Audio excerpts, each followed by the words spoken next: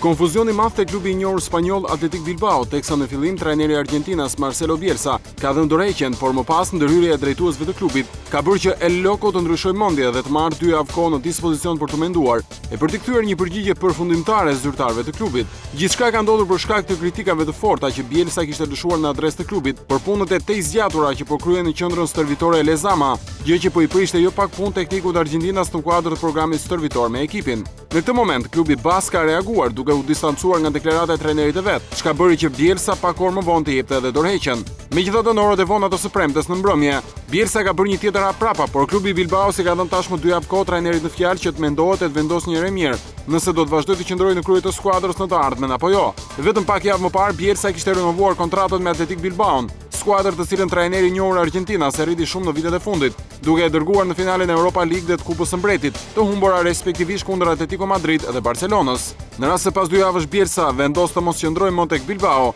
zëvendësuesi I tij do të jetë Ernesto Valverde.